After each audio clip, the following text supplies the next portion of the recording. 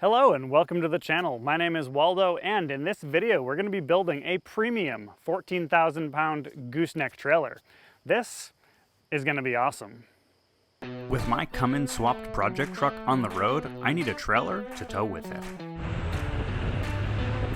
We're building a 7-ton flatbed deck-over gooseneck trailer. It's going to be 20 feet long with a 5-foot beaver tail and fold flat ramps. Click, click. It'll have hydraulic jacks, a winch, and solar battery charging. This trailer will enable me to annoy my spouse for years to come by bringing home more projects than I can handle.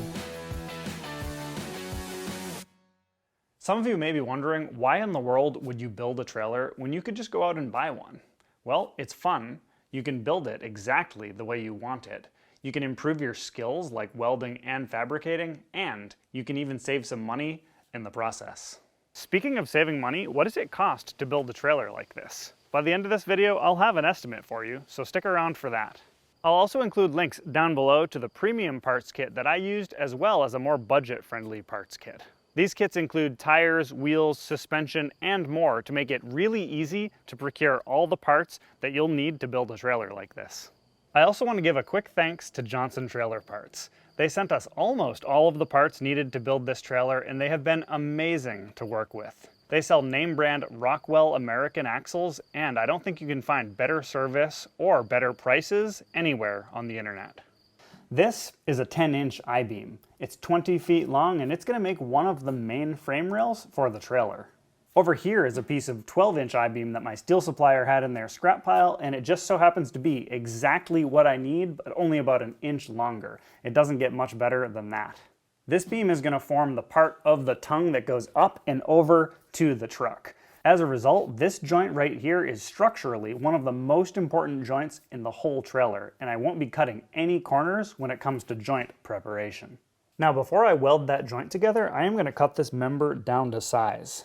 Now I'm going to make a nice angular cut here on the top part of it, which is largely for cosmetics, but that is definitely worth something.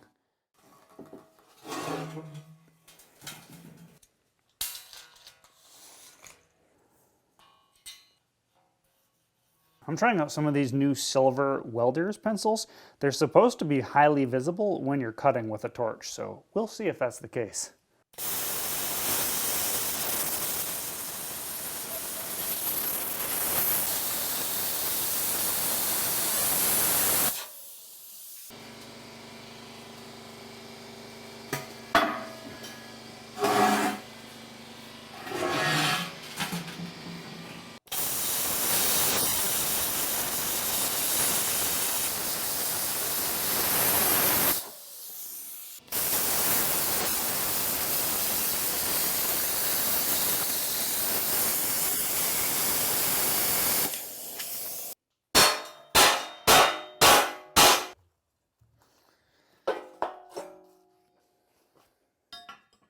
I also ordered some 3/16 by 4-inch flat bar to cap off the ends in situations like this. That's going to make this look much better.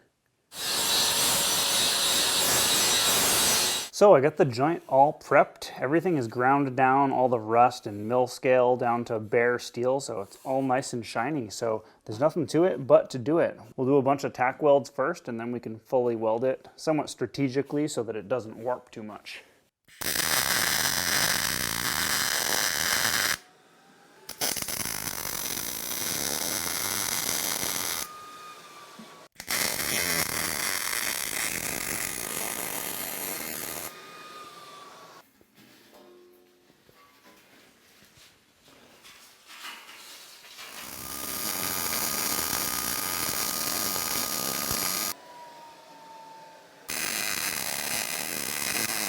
And then I'll just cap off this end here with another piece of flat bar.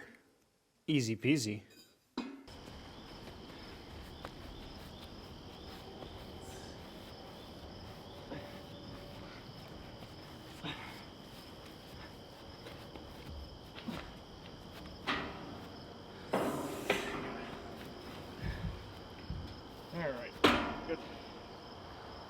This is only the beginning of the project and I'm already working into the night, scrambling to get things done. We're supposed to get a ton of rain tomorrow, and quite frankly, these vertical posts are really tippy because these frame rails are just sitting here.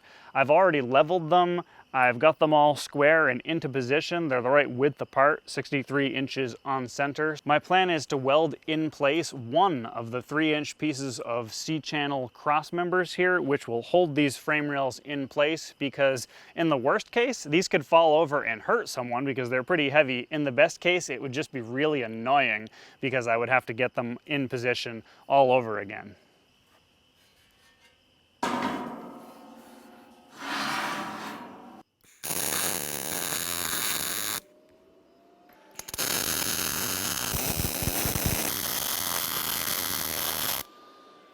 Well, I guess we'll pick this up in, I don't know, a couple days when it stops raining. Some of you may be wondering, how did I come up with the design for this trailer to carry the loads that it needs to carry? And the truth of the matter is that I'm actually copying the design of a trailer that was in stock at a nearby dealer. You see, the problem is these load-carrying members need to be strong enough to carry the load without breaking, but on the other hand, if you overbuild them, if you go with members that are too strong, your trailer ends up being quite a bit heavier than it needs to be, so there's a fine balance to be found there. By copying the design of a trailer that's on the market from a reputable trailer manufacturer, I can be pretty sure that it was professionally engineered and that it will be up to the job.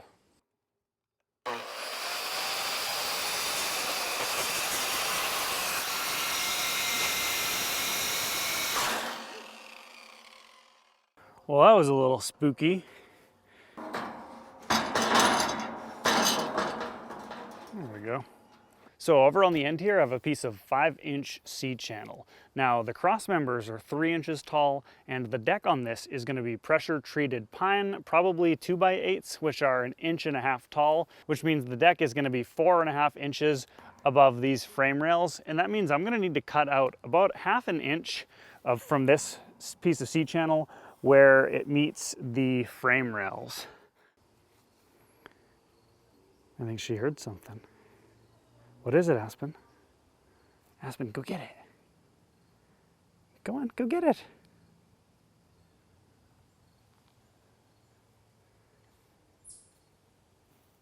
Is it a chipmunk? That sounds like a chipmunk to me. What, you don't want to go get the chipmunk? Aspen, that's your job.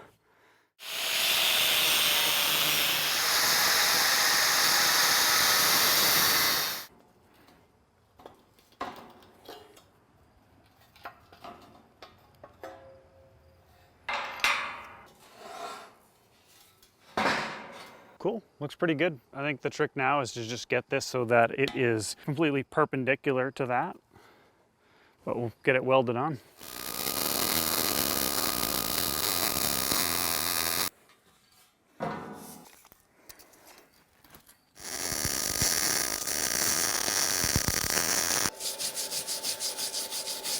Now, before I finish installing all of the cross members, I need to figure out where the ones here in the back go so that they don't interfere with the tires. In order to figure out exactly where the wheels are going to go, I'm going to go ahead and install these, which are the spring hangers. These came as part of the kit with the axles and suspension, link in the description below. So the one in the front here just has a simple hole in it for the eye bolt of the front spring. The one in the middle here has a hole in it so that we can fit this thing, which will attach to both of the springs. And then the one in the back has this piece of flat bar in it, and this is so that the slipper spring, the slipper end of it, can fit over this bolt and it won't let it slip off.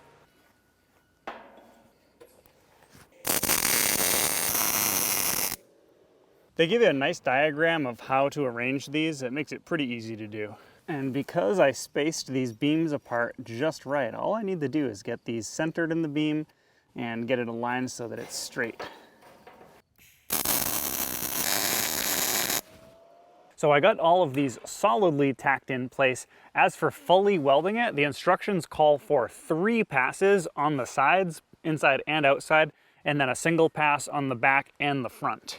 Before I fully weld these, however, I think it would be a good idea to test fit the axles just to make sure everything fits.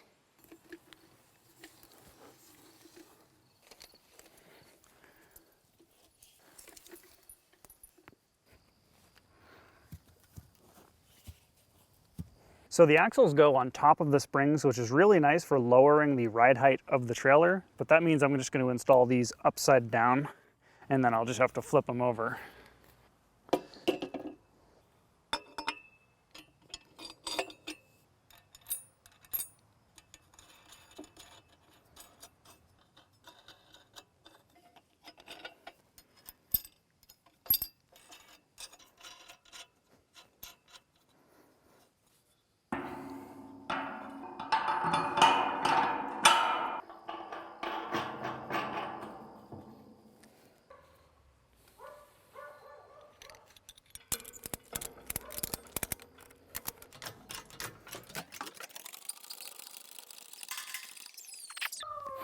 I don't know if you can hear that. The dogs are barking up and, well, howling up a storm in there.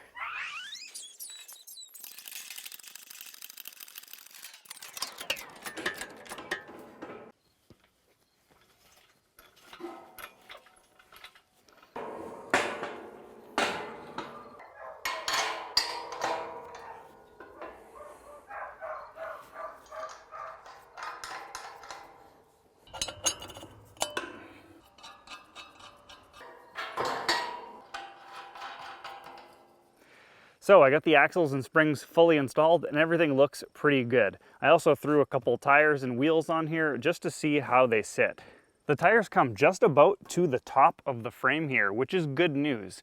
In my observation, I've determined that about 3 inches of clearance on top of the tires is necessary for this type of trailer. Once the trailer is more complete and closer to its final weight, I can set it down onto the ground and we'll see how the suspension loads, how much it compresses, and then I can get a more accurate measurement of the clearance on top of the tire, and that will help me determine if I can use wood decking over the tires or if I'm going to have to go with something like diamond plate to save some space. So my old trailer had that old-fashioned hub design where I had to disassemble the hubs in order to grease the bearings. These axles, however, have these nifty little caps where you can easily remove them and you can access a grease fitting in there to grease the hubs. How awesome is that? Now it's time to get back to installing the cross members.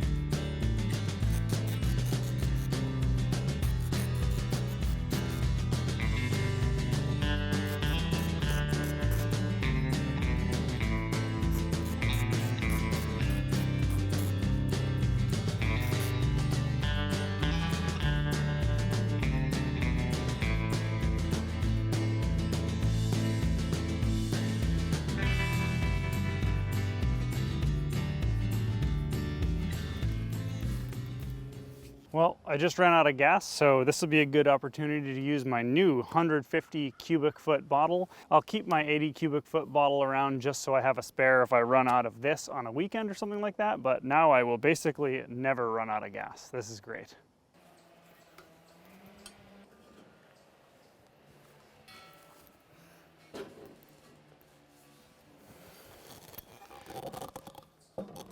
Oh.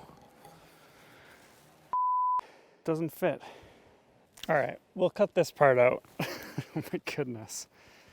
Ta-da! It fits, kinda.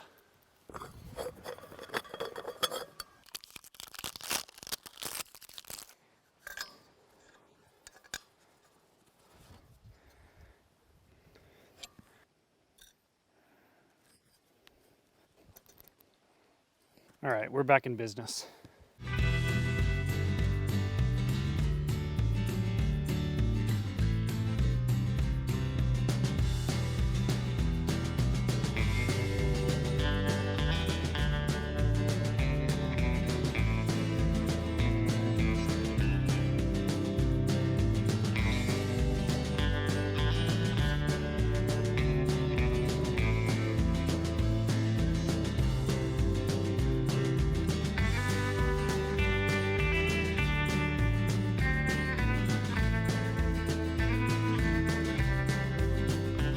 All right, so with that, the framing of the deck is pretty much complete. Here, let me show you.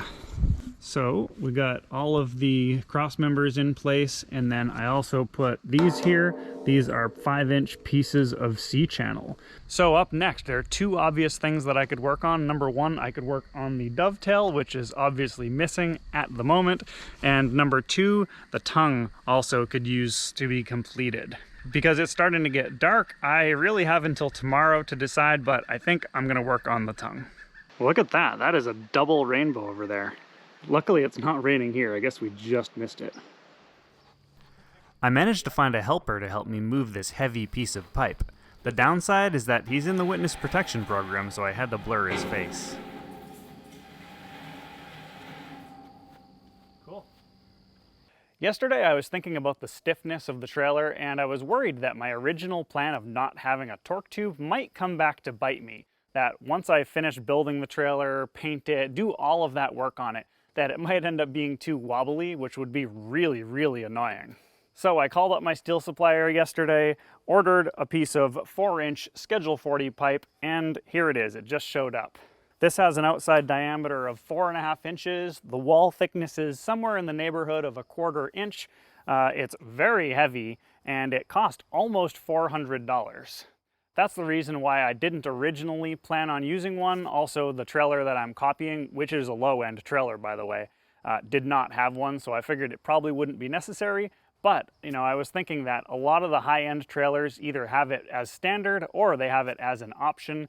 And yeah, I just figured it's the right thing to do. I'm just gonna spend the money, we're gonna install it. It's gonna make the trailer stronger and a lot more stable, and I think it's worth it, being able to sleep better at night. Well, last night I sat down and did some diagrams and some math to figure out the lengths and the angles of the cuts that I'm gonna need to make to finish up this tongue. I have a 20-foot piece of 10-inch I-beam, so we're gonna cut it up and make a tongue. I think we're gonna fire up the plasma cutter and cut this thing down to size. So this first segment is gonna be 68.5 inches, but I need to add 1 inch and 5/16 to it in order to accommodate the angled cut that's going to be at the upright member. And then from that point, I'm going to measure another 29 3/4 of an inch. This is the part that's going to slope downwards to the actual coupler itself.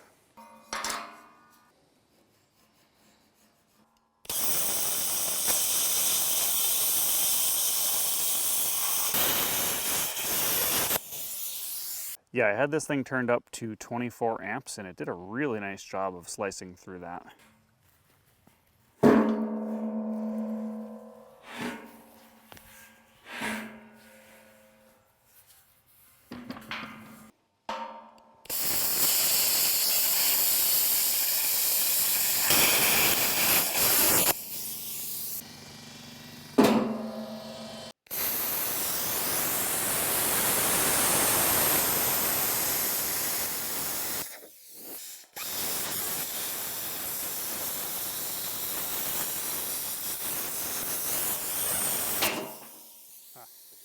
Fantastic.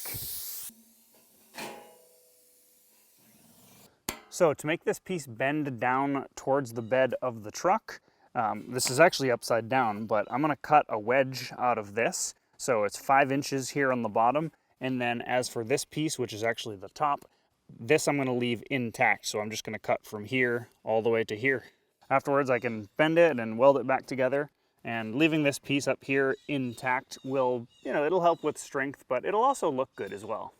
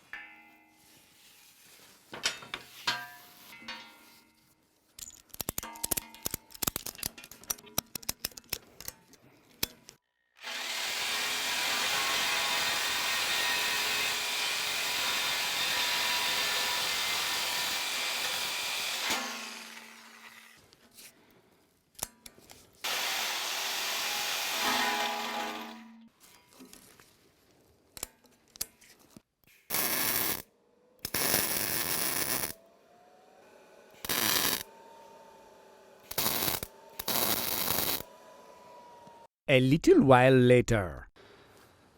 Look at that. Those welds are mint.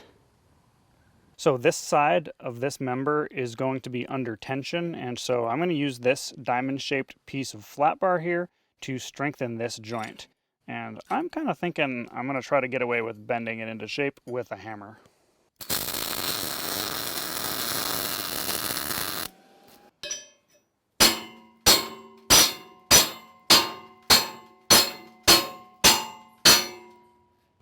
Well, that's kind of working.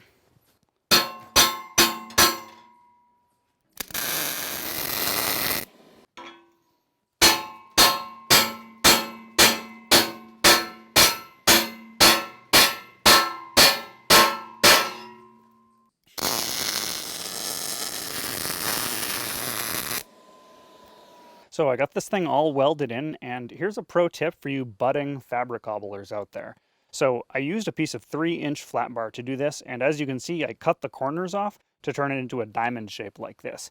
Now I could have taken this flat bar and just welded it on like this. It would have been a lot easier actually, and there would have been more material. But the problem is that if I welded this flat bar on like this, it would be really strong up until this point where it would all of a sudden become really weak, or at least significantly weaker. And a lot of stress would be put on the metal right here and would make this prone to cracking. If you cut your corners off into something like a diamond shape, or you could also make it rounded as well, that would be okay. What it does is, this actually is a lot less strong than this is over here, and it helps to distribute that force, and it makes it so there's not one single point where it's likely to crack.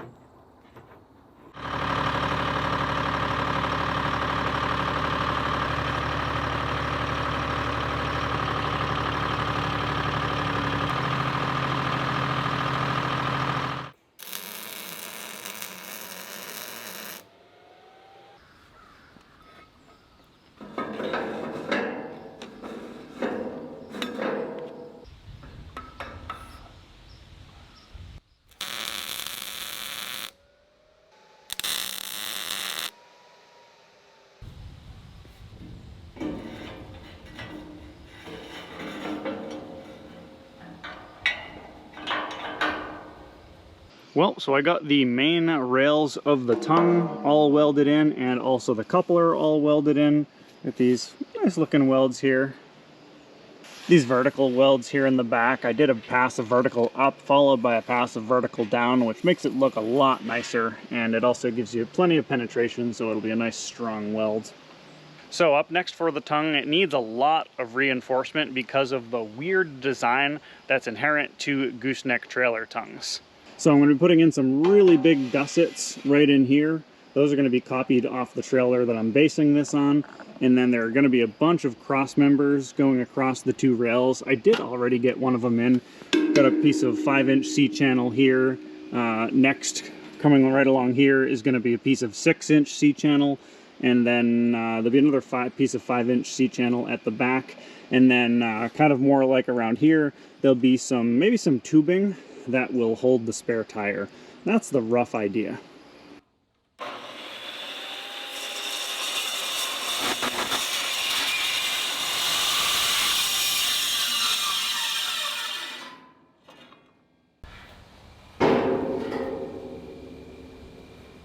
It's always fun to weld on flammable objects like this.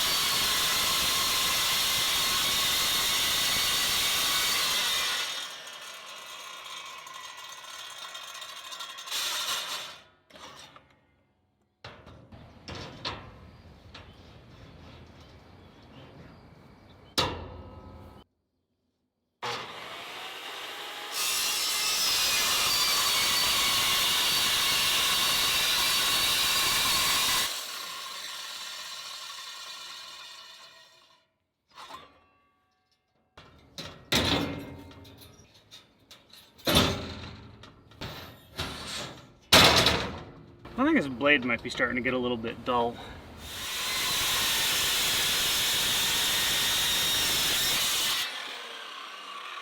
All right, it is gusset time.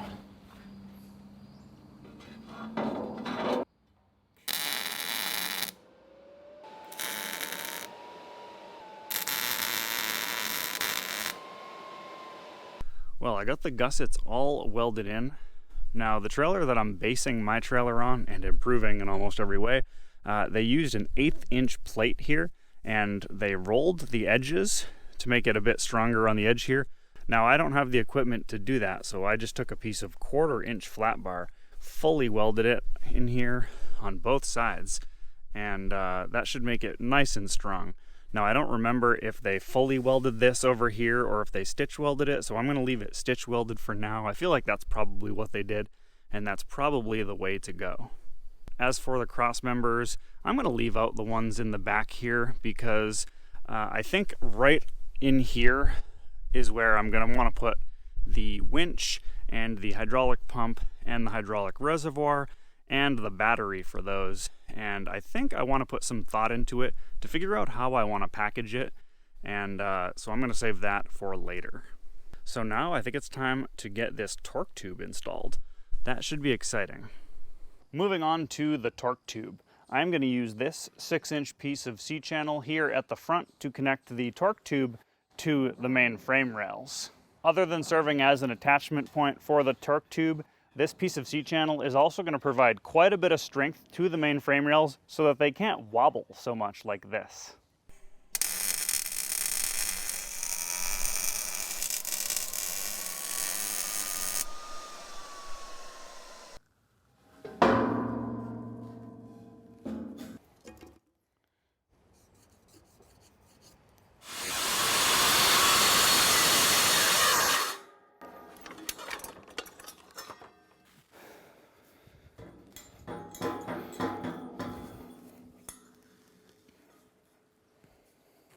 That's not too bad. I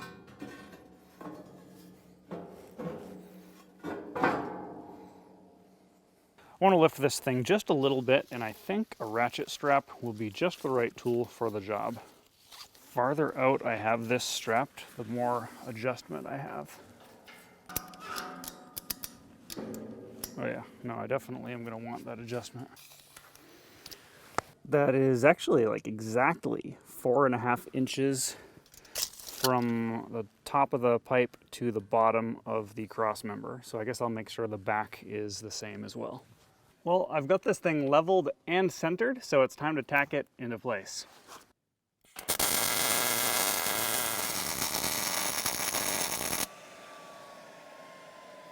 Well, those tacks aren't going to be enough to hold it in place on its own without these straps, but at least it'll help keep it from moving around too much.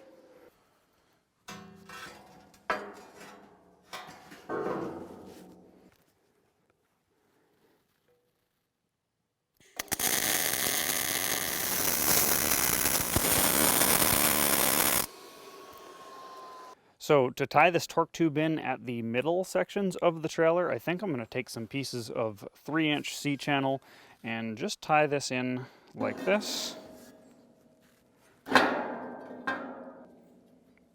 And then once I have these welded in, I'll probably take a short piece of 5 or 6-inch C-channel and just run it up from here to here, and that'll tie it in with this cross member up here, and I think that'll be strong enough.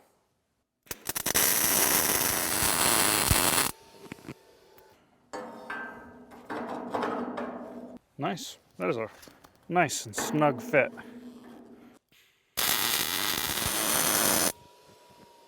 Well, I got the torque tube all installed.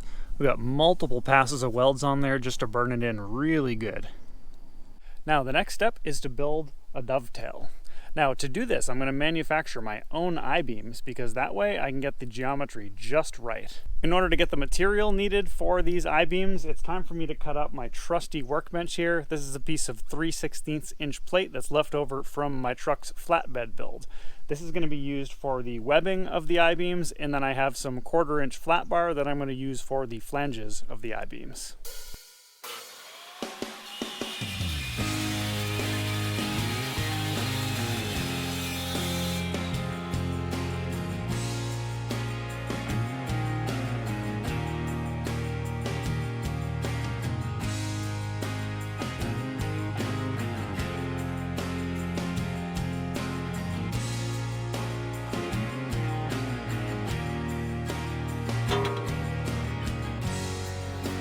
just to kind of give you guys an idea, this is approximately what this is going to look like. Well, after I turn this into an I-beam, that is. So manufacturing a beam is not particularly difficult. The trick is to hold it in place with magnets or clamps or really whatever you have. Get it nice and straight at 90 degrees, and then you tack weld it securely in place evenly across the whole length of the beam. And then when you weld it in short segments, which helps to reduce the possibility of warping as it cools.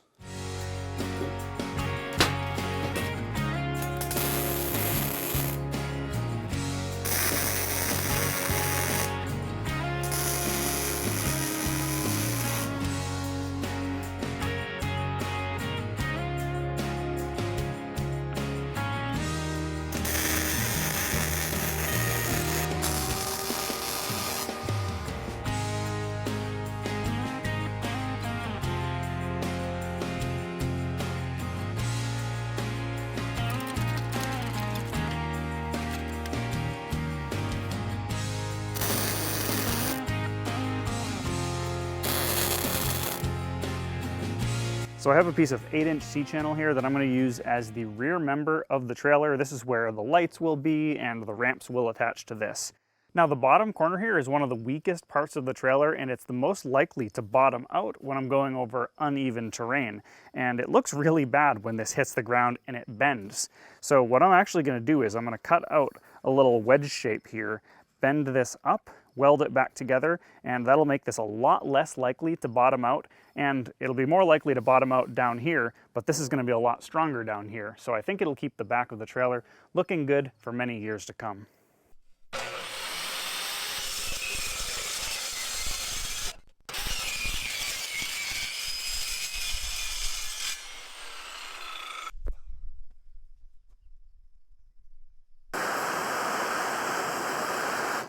I don't think that's going to do very much.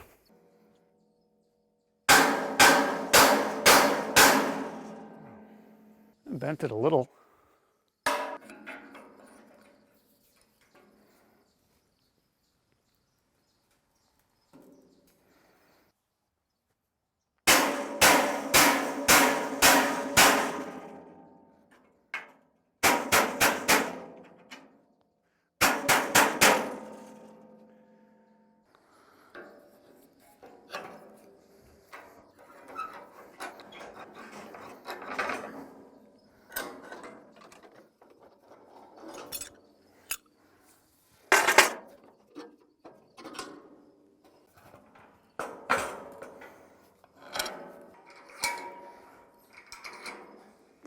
Look at that, that's beautiful.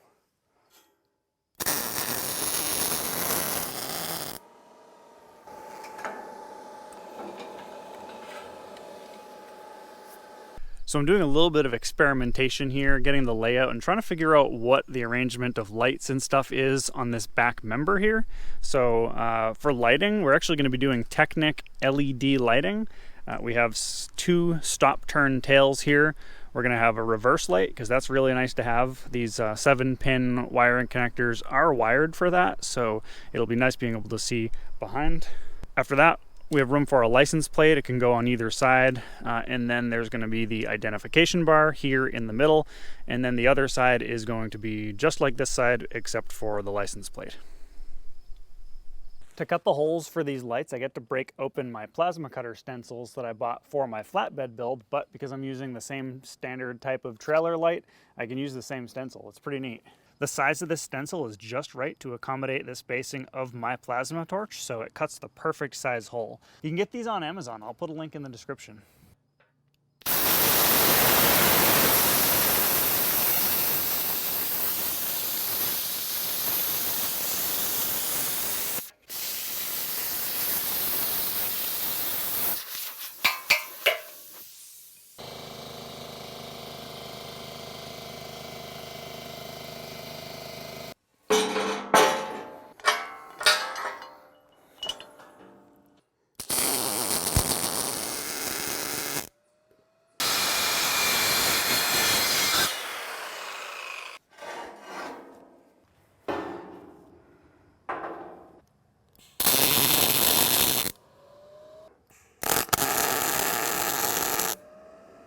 Well, I have all the structural members of the Dovetail fully welded, and it's all looking pretty good. So I am ready now to start installing the angle iron cross members that are going to serve as treads for the Dovetail.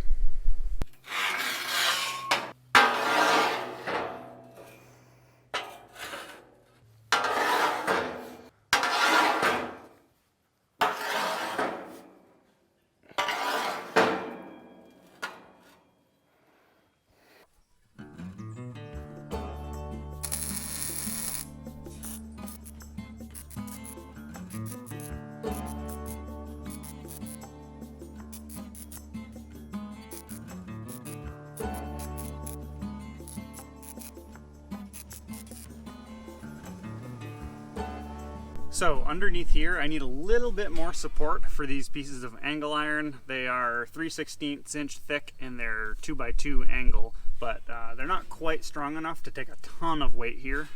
But if I support them with this piece of 3-inch C-channel right about here, that should make them a lot stronger. Sometimes you gotta be a little creative with ratchet straps and whatnot to hold these things in place so you can weld them, because I don't have enough hands to do it all by myself.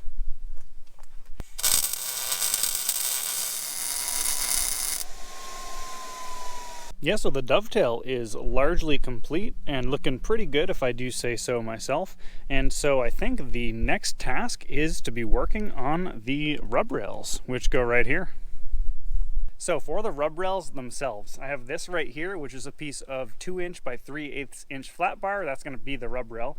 I have this right here, which is a piece of 3/16, I don't know if that's plate or flat bar, that I had my steel supplier form into this shape, form into a piece of C-channel. This is going to separate the flat bar from the frame of the trailer itself. And then I also have these pieces of pipe. I think this is probably, what is it, 1.5 inch schedule 40 pipe. It's 1.9 inches outside diameter. That's what really matters here. This is really useful because if you have chain, you can wrap the chain around the pieces of pipe, which is a nice way of doing it and distributing that force. So I'm going to get these cut up into small pieces and then I can start welding them on to the frame.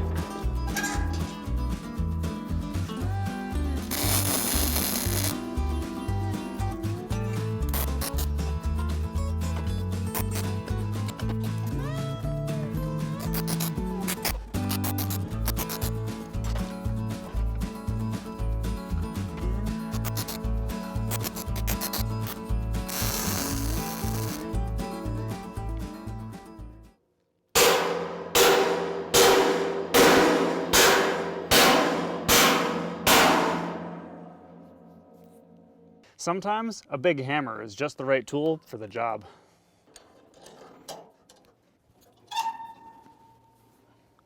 So a weld like this calls for a pass of vertical up for good penetration, followed by a pass of vertical down to make it look nice, and also it helps you get better paint coverage, I think.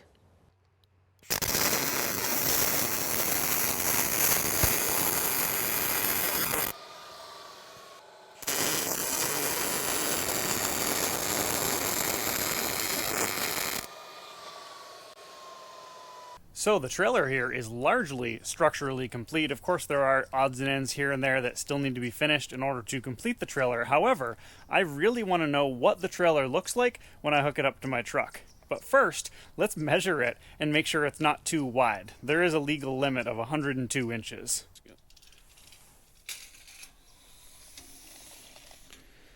And we are at 101 and a half. That is exactly what I was going for. So that is really good news.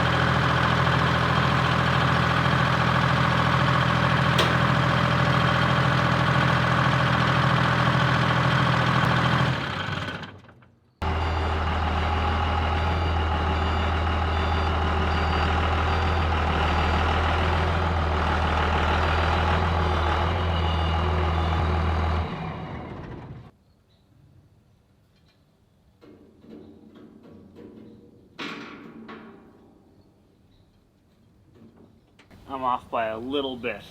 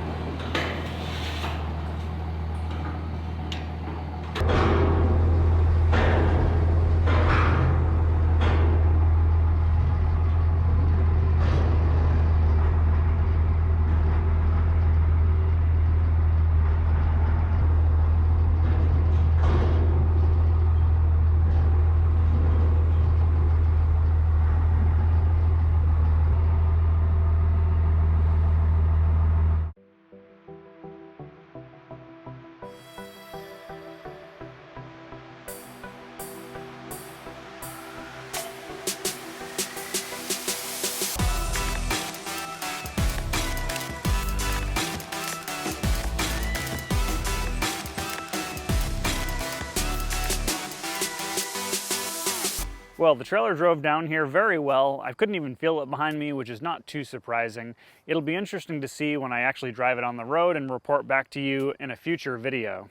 I owe you an estimate of the cost to build this trailer, but before I start getting into prices, let me just say that things are pretty crazy right now in terms of inflation and supply chain issues. So the cost that you see when you build your trailer, if you choose to build one, may be wildly different from my cost.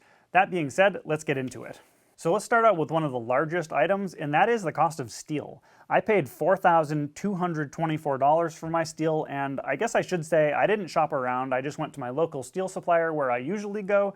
They have pretty good prices, I think, but that being said, steel is one of those things that has gone up a lot in price lately. The next big thing on the list is the parts kit from Johnson Trailer Parts, the link of which is in the description below, and it cost $4,950. Now I should say this is a premium parts kit that includes hydraulic jacks, and it also includes things like the axles, the suspension, the tires, the lighting, almost everything that you need. And if you were to go price out all of these items individually on the internet, I think you'll find that all of those parts come to a lot more than this price. So buying the parts kit definitely saves you quite a bit of money. Now, if you are on a budget, they also have a parts kit that does not have the hydraulic jacks. It does save a fair amount of money, and that's also in the description below. Going down the list, we have smaller items like paint and primer was $402. Lumber, I'm estimating at $260, but it actually might end up being a little bit more. The winch, I bought a Harbor Freight winch that was $333. And then I have a miscellaneous line item of $370, which is just a bunch of other miscellaneous stuff. That brings the total cost of the trailer to $10,539. If you go with a more budget-friendly parts kit that has mechanical jacks, it ends up coming to $8,764, which, let's be honest, is really cheap. Now, let's compare the cost to build this trailer with the cost to buy a brand new trailer, and we'll start with the 20-foot-long SureTrack trailer that I based my design on. This trailer was a very basic trailer. It had mechanical jacks, it had a basic dovetail with basic ramps, really nothing special. It also didn't have a torque tube. The price of this trailer was over $10,000, and that brought the cost of it to be right about the same as the cost for me to build my trailer. Now, as for the cost to buy a trailer that has all the options that mine has, it's really hard to know for sure how much it would cost because trailer manufacturers don't publish their prices generally, and I couldn't find anything comparable at a local dealer, but it's not uncommon for high-end trailers to cost $14,000, $15,000 or more, and I think that's a decent comparison, so I think we can say that I probably saved around $4,000 to $5,000 by building my own trailer. So not only did I save money, but I had fun and I got exactly what I wanted in my trailer. Oh, and one last thing about the parts kits from Johnson Trailer Parts, they can customize those if you want. So if there's anything in the parts kit that you want to substitute, anything you don't need, or anything you want to add, they can do that for you. So coming up next, I have a bunch of things left to do to the trailer before it's complete. Number one, I have to make some ramps. Now, a lot of trailer manufacturers have their own proprietary names for their fold flat, full width ramps. Some call them max ramps or mega ramps or whatever, but that's exactly what they are. They are full width, fold flat ramps. It's a really nice way to go. I also have to install hydraulic jacks, I have to install the winch, I have to paint the trailer, install the deck, there's wiring, there's lights, there's all sorts of good stuff to do. So this is the end of part 1. Stay tuned for part 2 of what I think is going to be a 4-part series. I really have to get this thing finished so that I can paint it before it gets too cold to paint anything. This reminds me of last year. I was in the same position painting my truck, except that I'm about a month behind on the trailer, so who knows if I'll actually get it painted in time or if I'll have to wait until spring. Thank you so much for watching, and I will catch you in the next one. Oh, that sun is really bright. This is the weakest point right here. Oh, that's really hot. Look at him. What are you rolling around in right now?